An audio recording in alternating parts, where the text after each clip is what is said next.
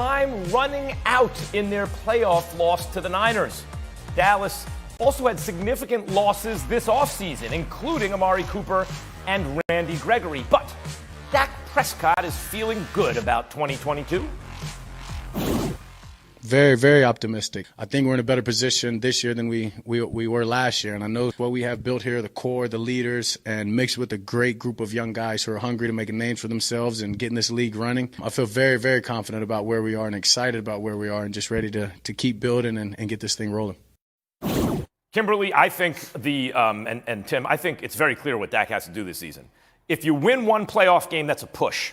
You're not going to be praised to the heavens, but you won't be criticized either. You have to win at least one playoff game. If you want any praise, if you want people to say, good job, you got to win 2 playoff games. What you can't do is not win a playoff game. Kimberly, are you optimistic, as Dak at least, about this team? No, I am not as optimistic as Dak, but I am not at all surprised that Dak is optimistic because every year Dak is optimistic. That is what you're going to get. He's going to say the right things. He's not going to talk about all the question marks that still face this team, from the head coach to the defense to the offensive skill positions, the offensive line. He's not going to talk about that stuff. He's healthy. So I think that's the silver lining for this team. They have a lot of great players. A lot of things can go right for them. If Micah Parsons is as good and better than last year, if Trayvon Diggs, picks off passes at a clip like he did last year, if Dak remains healthy, if Zeke, returns to the old Zeke that we're used to, if the O-line gives him protection, this is a very good football team. And the reason you can make a case that they could win the division is because of Dak Prescott. But there are a lot of question marks. Tim? I know, if you want to say it's a quarterback stat or not, and guys like me, it's just an easy correlation, right? And I want to know from you, it's Tim Hasselbeck putting his eyes on Dak Prescott this year. What does he have to do for you to say, good job? Yeah, listen, Max, I think he needs to do what he's done his entire career, which is be a really good passer, a phenomenal leader, make plays with his legs when that's available to him. I don't think he really needs to change anything in terms of what he's done. Look, we've talked about him a ton because he had the contract situation, has had an injury. He's the quarterback of the Dallas Cowboys. That's why I think we've talked so much about Dak Prescott. Has he been a fantastic NFL quarterback? He 100% has. And in terms of his optimism, Max, I would just ask you this. 1 year ago, okay, what did you think about his season? Remember, he's coming off of that broken leg. Were you sure about him?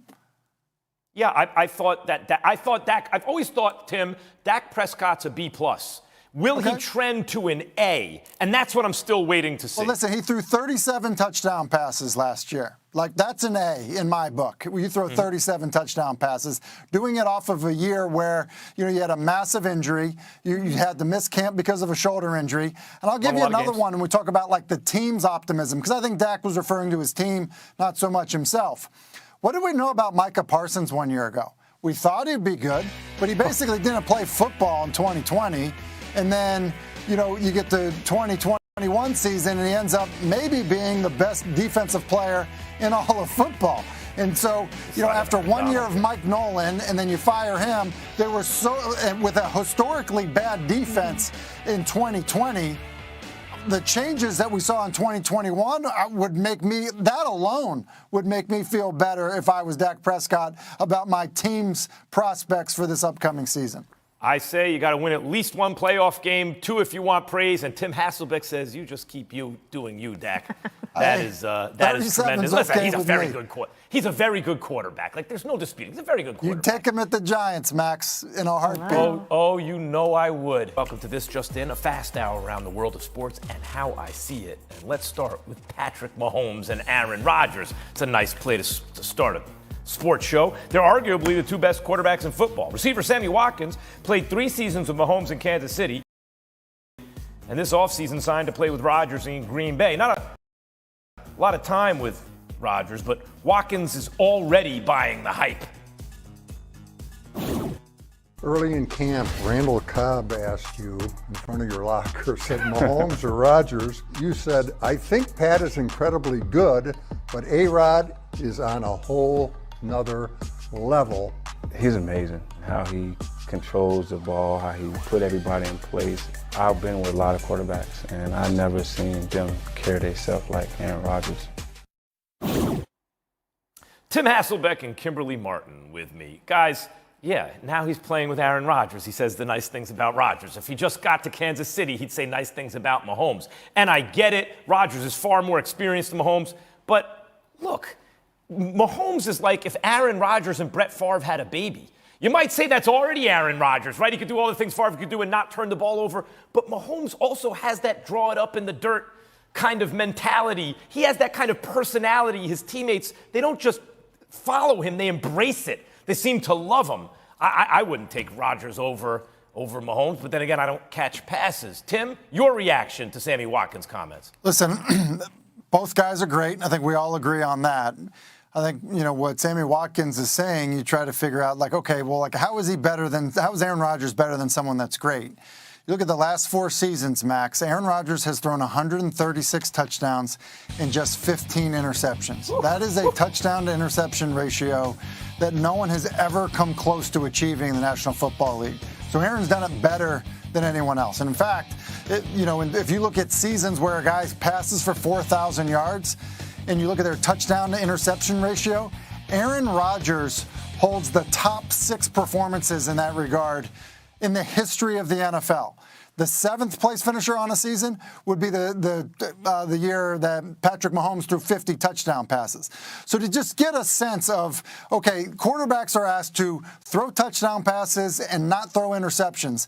Aaron Rodgers has been doing it better than anyone that has ever played the game has done it. And so I think in that regard, look, Sammy Watkins, I think, has a point. Is he saying something nice about his new teammate? I'm sure. But Aaron has been better than the best of the best for a period of time now.